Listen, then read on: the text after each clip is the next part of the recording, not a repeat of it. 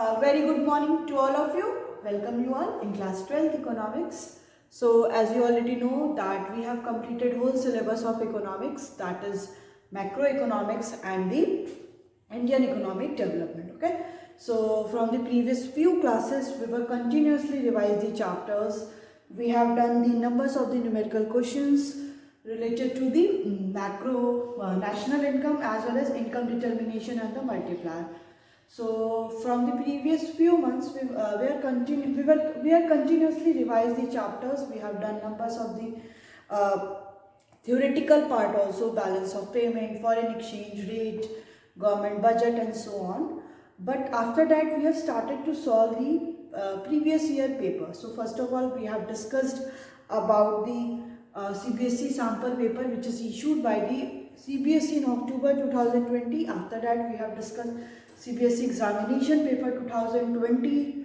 Next we have discussed CBSE examination paper of 2019, Delhi set, All India set. Okay, we have already discussed all those, but after that we have started to solve the previous year question, different years question related to numerical as well as theoretical part also. Okay, and the last two class we have discussed the balance of payment and the foreign exchange rate, because still students are facing the problem in that chapter. So in today's class also we are going to do some numerical questions related to this topic, different years question paper. Okay, so let's get started.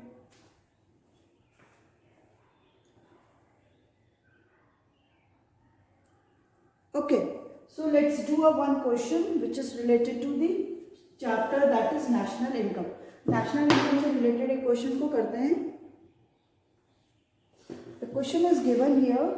Calculate GNP at FC.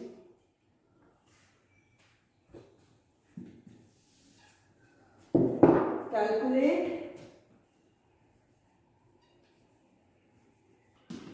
GNP at FC.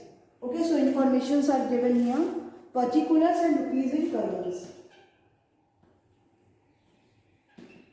Particulars and rupees in crores.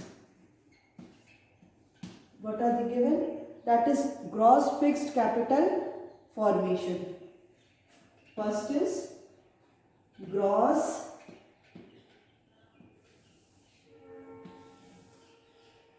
fixed capital formation.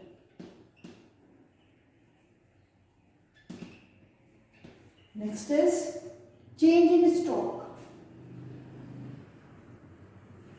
Change in stocks. 3. Net capital formation. Net capital formation. 4. Mixed income. Mixed income. 5. Net factor income from abroad, NFIA. NFIA. ठीक, फिर है आपका NFIA net exports.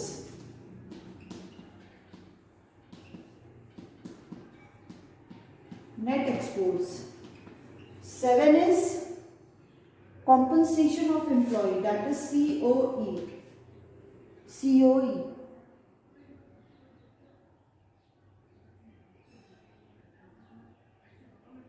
Next one is operating surplus.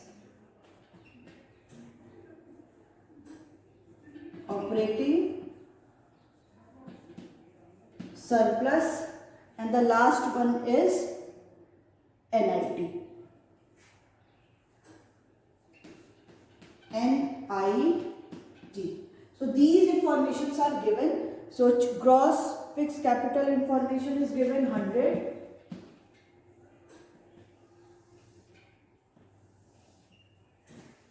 ये सारी value match कर जाती, ऊपर नीचे हो जाती. That's why I am taking the margin.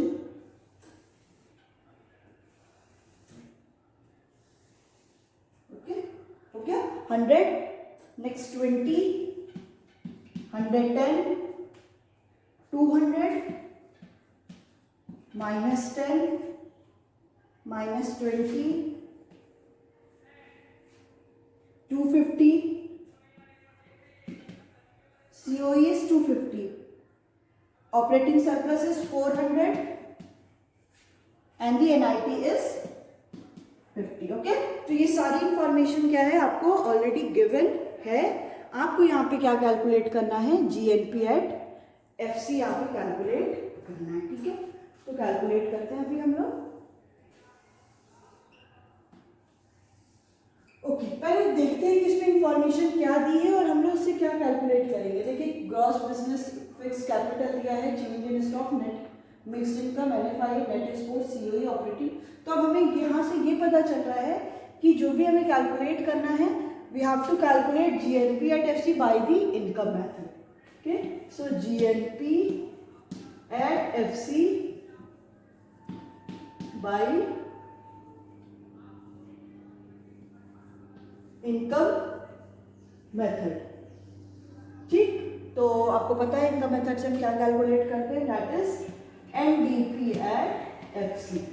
So NDP at FC क्या होता है आपका, COE plus operating surplus plus mixed income. ठीक है, तो NDP at FC, compensation of employ कितना दिया है, 250, operating surplus 400, mixed income that is 200. So NDP at FC आ गया आपका 6 रुपीज 850 करोड़. ठीक है, इतनी वैल्यू हमें निकल गई. अब हमें क्या कैलकुलेट करना है, GNP एट FC कैलकुलेट करना है.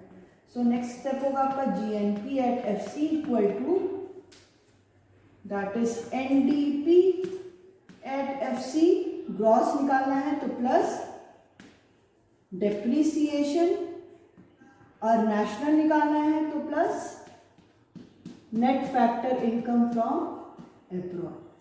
ठीक है, अब यहाँ पे देखते हैं NDP एट FC कितना दे रखा है, 850. अब यहाँ पे देखिए डेप्रीसिएशन इज गिवन और नॉट. यहाँ पे देखिए डेप्रीसिएशन दिया है कि नहीं दिया है, बट हमें क्वेश्चन में कहीं भी एग्जैक्टली डेप्रीसिएशन नहीं दिख रहा है. देख लीजिए कहीं पे ऐसा आपको कंजप्शन ऑफ फिक्स कैपिटल दे रहा है, या कहीं भी आपको डेप्रीसिएशन इज रिटन, नेवर, कहीं भी नहीं दिया है. ठीक है, तो अब हमें यहाँ पे कैलकुलेट करना पड़ेगा डेप्रीसिएशन.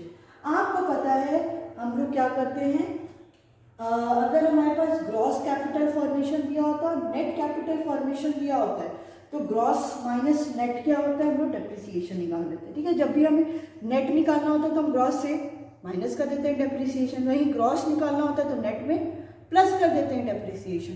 इन केस अगर ग्रॉस दिया है और नेट दिया है, so we have to calculate the depreciation. So we will subtract the gross minus gross and the net. Gross और नेट को हम लोग क्या करेंगे, सब्ट्रैक्ट कर देंगे जो भी वैल्यूज होंगी through which we can calculate the value of depreciation, right?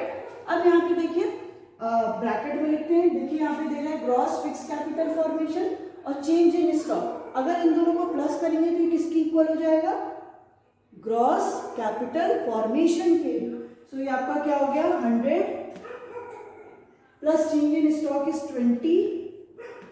ये आपका किसके इक्वल हो गया, gross capital formation minus net capital formation. कितना दे रखा है, 110.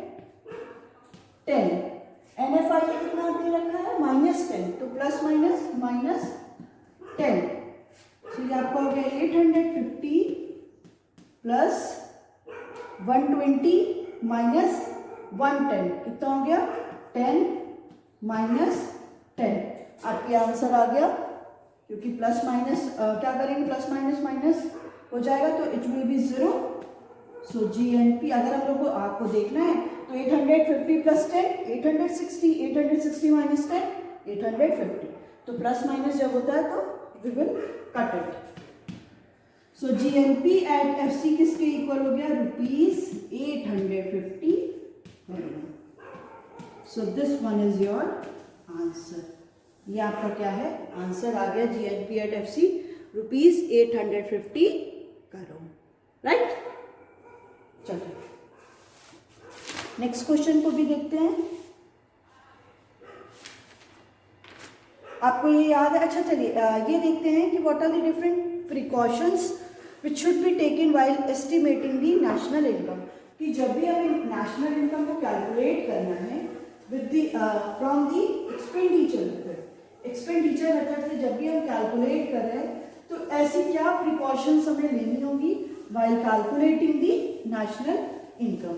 ठीक है, एक्सपेंडिचर मेथड से जब हम कैलकुलेट करेंगे तो प्रिकॉशंस हम क्या क्या लेंगे। तो टॉपिक है आपके precautions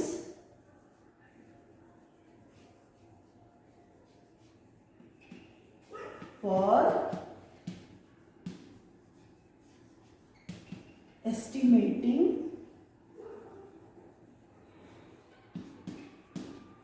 national income.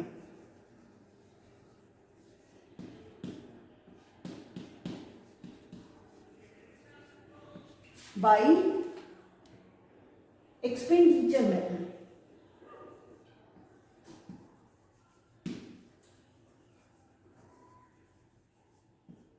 by expenditure method। ठीक है, एक्सपेंडिचर मेथड से कौन से प्रिकॉशन लेनी पड़ेगी? तो पहला है expenditure on the final goods and services because it causes corresponding flow of goods and services. हमेशा हम लोग जो भी एक्सपेंडिचर किस पे कर रहे हैं, फाइनल गुड्स एंड सर्विसेज पे कर रहे हैं, हम बस वही आइटम्स को लेंगे। ठीक है, so expenditure on final goods and services. Okay, क्योंकि वही corresponding flow of goods and services होता है। नेक्स्ट है expenditure on commission on the sale and purchase of the second hand good. आपको याद होगा कि कभी भी सेकेंड हैंड गुड्स को हम लोग नेशनल इनकम में कैलकुलेट करते टाइम नहीं लेते हैं। क्यों? क्योंकि ऑलरेडी उसकी वैल्यू एक बार ले चुके। बट जो भी सेकेंड हैंड गुड्स को सेल किया जा रहा है या परचेज किया जा रहा है उस पर जो भी कमीशन मिल रहा है, commission will always be taken while calculating the national income. Okay, तो क्या हो गया आपका commissions on purchase and sale of sale of second hand goods. ठीक है, जो भी सेकेंड हैंड गुड्स को परचेज और सेल कर रहे हैं उसको क्या करते हैं हम लोग इंक्लूड करते हैं। ठीक है, फिर एक्सपेंडिचर ऑन द ब्रोकरेज और the share and bonds as it service being rendered by the broker. ठीक है, जो भी ब्रोकरेज पे किसके शेयर्स, देखिए कभी भी जो भी शेयर्स का वैल्यू होती है, शेयर्स भले ही न्यू हो या तो ओल्ड हो, उनका जो भी परचेज और सेल होता है, कभी भी शेयर्स को हम लोग नेशनल इनकम को कैलकुलेट करते टाइम नहीं लेते हैं। बट उस पर जो भी कमीशंस मिल रहा है, इंटरेस्ट मिल रहा है या जो ब्रोकरेज मिल रहा है, ब्रोकर्स जो लेते हैं, उन मनी को क्या करते हैं, लिया जाता है। Because these services are rendered by the brokers, that's why we have included the brokerage into the national income, right. Next है imputed expenditure on own account production. ठीक है, एक्सपेंडिचर किस पे हो रहा है, ओन अकाउंट, जो भी हमने कोई भी खुद प्रोडक्शन किया है उस पर जो भी एक्सपेंडिचर हो रहा है, जैसे production of goods for the self consumption. ठीक है, अगर कोई भी गुड्स को अगर क्या है प्रोडक्शन सेल्फ कंजप्शन के लिए है उसको लेंगे। Imputed value of rent of owner occupied house. ठीक है, जो भी इम्प्यूटेड वैल्यू है रेंट की, जो ओनर खुद ऑक्युपाइड किया है उसकी वैल्यू लेंगे। Free services from the general government and private non profit institution serving house hold. जो भी फ्री सर्विसेज कौन प्रोवाइड कर रहा है, जनरल गवर्नमेंट प्रोवाइड कर रही है and private non profit institution provide कर रहे हैं, उनको क्या करेंगे हम लोग इंक्लूड करेंगे। Because these all are the productive services, क्योंकि ये सारे क्या होते हैं, प्रोडक्टिव सर्विसेज होते हैं। That's why we have always included all those item while calculating the national income. तो उसमें पहला क्या हो गया, पहला हम लोग लेंगे जो भी एक्सपेंडिचर हम किस पे कर रहे हैं, फाइनल गुड्स एंड सर्विसेज पे कर रहे हैं। जो भी कमीशन हमको किस पे मिल रहा है, purchase of the commission of the purchase and the sale of the second hand goods. जो भी सेकेंड हैंड गुड्स का परचेज एंड सेल कर रहे हैं नेक्स्ट किस पे मिलेगा, जो भी हम लोग को ब्रोकरेज पे कोई भी परचेज और सेल करने को जो भी शेयर्स को कर रहे हैं, ठीक है, उनमें जो भी ब्रोकरेज मिलता है, क्योंकि ब्रोकरेज किसको मिलता है, ब्रोकर्स को मिलता है, that's why we have also included all these. So ठीक है, तो ये सारे आइटम्स क्या हैं, इंक्लूडेड होते हैं।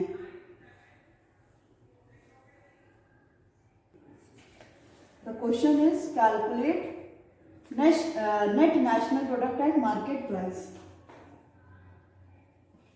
Calculate net national product at market price. क्या क्या इंफॉर्मेशन दे रही है, सीरियल नंबर देखते हैं, serial number, content and rupees in crore.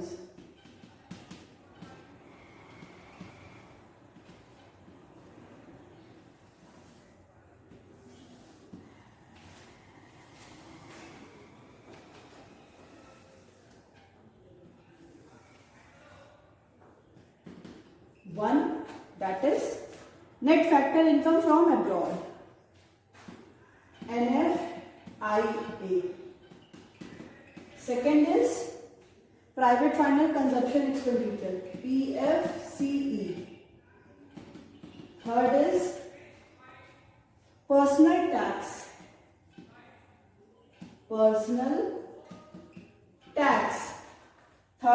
fourth one is gross national disposable income,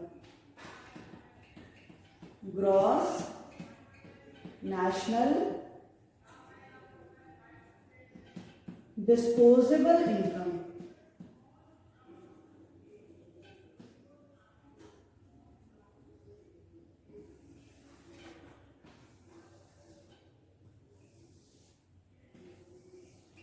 okay, fifth हम देखते हैं, fifth is government final consumption expenditure, GFCE.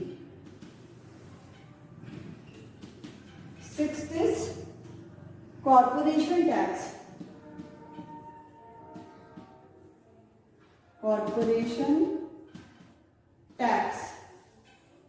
Next one is seventh is GDCF, gross domestic capital formation, gross domestic capital formation. Eighth is personal disposable income,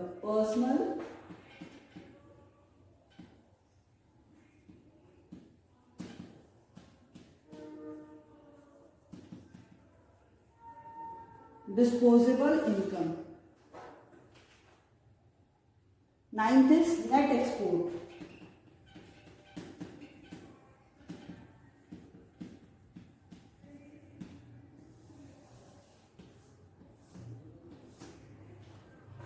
net export. 10th is savings of the private corporate sector, savings of private corporate sector. And the last one is net national disposable income, net national disposable income. Okay, तो ये सारी information आपके पास है, values भी लिख लेते हैं, that is -500,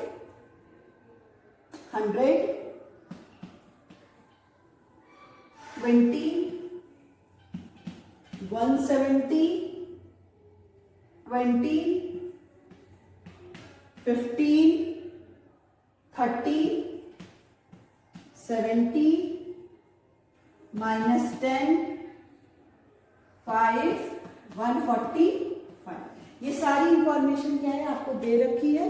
now you have to calculate the value of NNP at factor cost. आपको यहाँ पे NNP एट फैक्टर कॉस्ट की वैल्यू कैलकुलेट करनी है और ये सारी इंफॉर्मेशन आपको दे रखी है, ठीक है। चलिए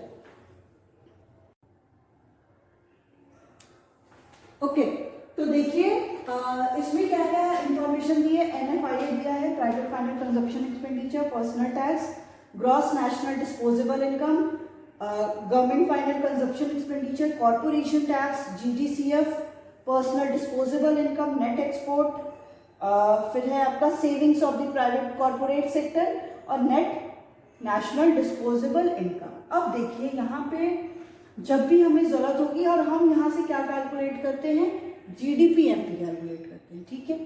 और हमें यहाँ पे कैलकुलेट करना है NNP एट MP, तो इस केस में हमें डेप्रीसिएशन की जरूरत होगी। अब आप इस क्वेश्चन में देखो कहीं भी डेप्रीसिएशन वैल्यू नहीं दे रखा है, आपको क्या दे रखा है, ग्रॉस नेशनल डिस्पोजेबल इनकम और नेट नेशनल डिस्पोजेबल इनकम, इन दोनों की वैल्यू दी है और आपको यहाँ पे क्या कैलकुलेट करना पड़ेगा, डेप्रीसिएशन खुद कैलकुलेट करना पड़ेगा, ठीक है। आपको पता है अगर हम लोग लिखते हैं gross national disposable income equal to क्या होगा आपका, नेट नेशनल डिस्पोजेबल इनकम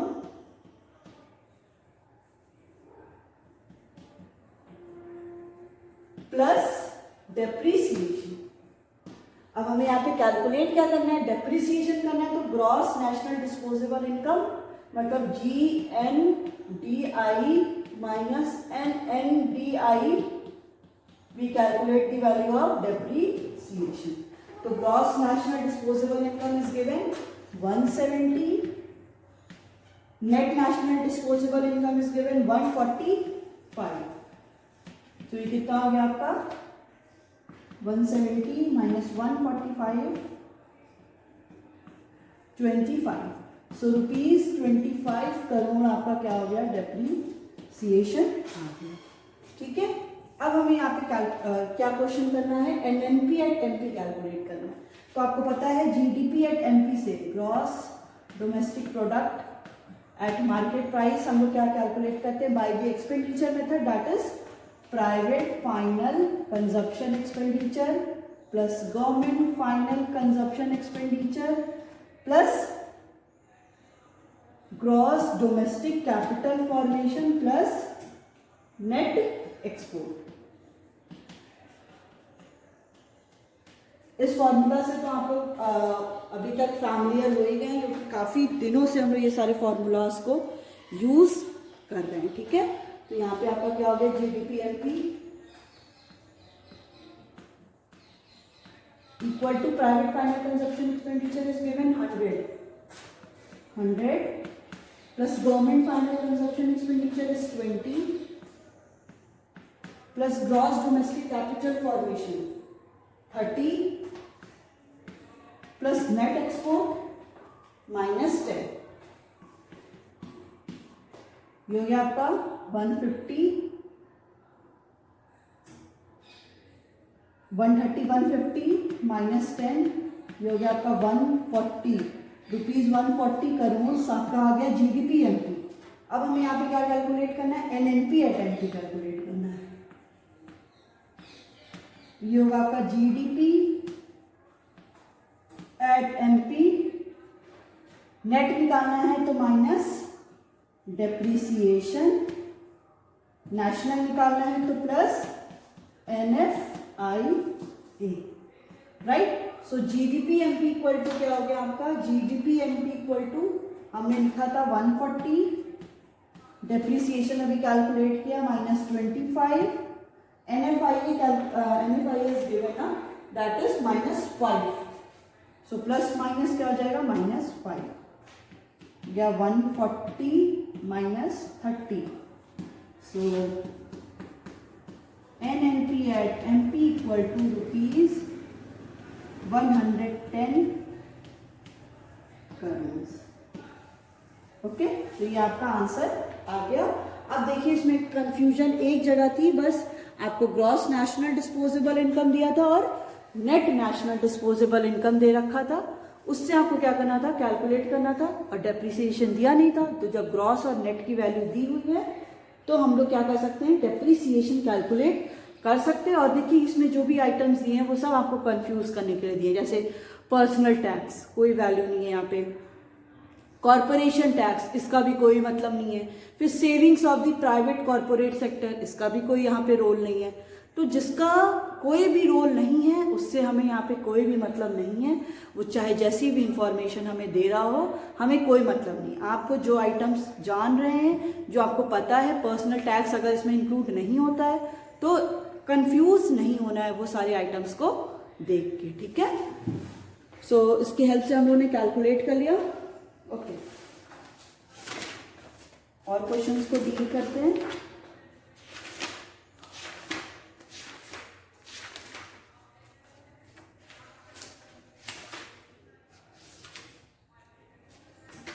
देखिए एक क्वेश्चन आया था सीबीएसई दिल्ली 2014 में ये क्वेश्चन आया हुआ है।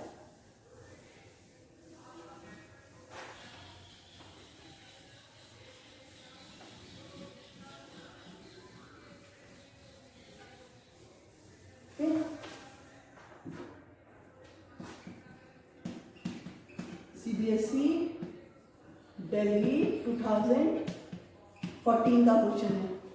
क्या है क्वेश्चन कि giving reason explain how should the following treated in estimating the GDP at MP. GDP MP को एस्टिमेट करने के लिए इन आइटम का क्या करेंगे। तो पहला है fees to a mechanic paid by a firm. जो फीस है मैकेनिक को पे कर रही है, कौन पे कर रही है, फर्म पे कर रही है। तो क्या ये जीडीपी एमपी में इंक्लूड होगा, यही क्वेश्चन है इसका, ठीक है।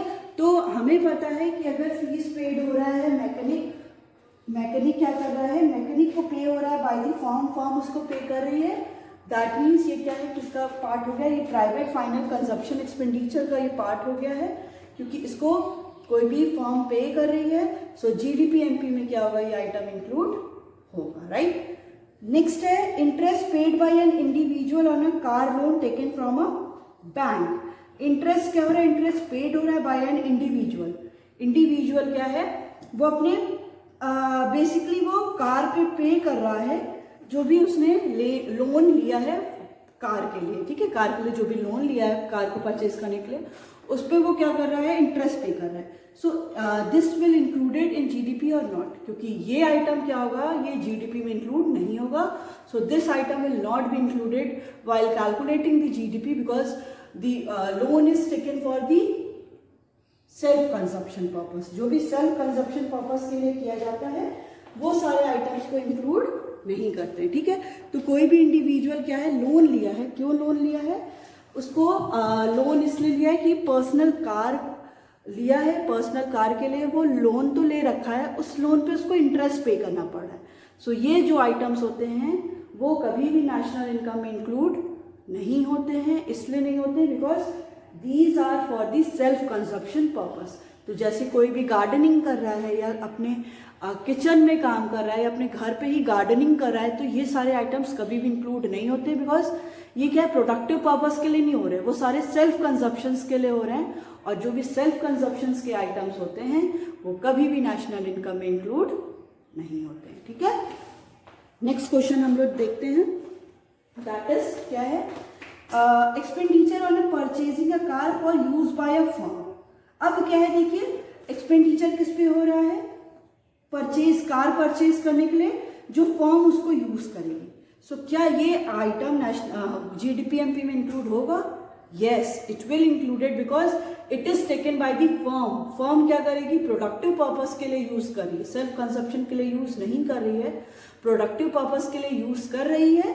तो जो भी एक्सपेंडिचर हम कार को परचेज करने पे कर रहे हैं, so it will included in the national income while it will included in the GDP. GDP को करने के लिए ये इंक्लूड होगा, ठीक है। सो ये सारे आइटम्स ऐसे आपको क्वेश्चंस पेपर में आएंगे जिससे रिलेटेड आपको पहले तो बताना होगा कि ये इंक्लूड होगा या नहीं होगा, फिर उसके साथ आपको उसका वैलिड रीज़न भी देना पड़ेगा कि ये आइटम इंक्लूड क्यों नहीं होगा और ये आइटम इंक्लूड क्यों होगा। तो जैसा पहला पढ़ा तो वो आइटम इंक्लूड होगा, सेकंड पढ़ा वो अपने सेल्फ कंजप्शन के लिए वो नहीं होगा, और थर्ड वाला क्या है वो इंक्लूड होगा। Okay, so it's all about your today's class. We will continue to discuss the another question in the next class also. Thank you.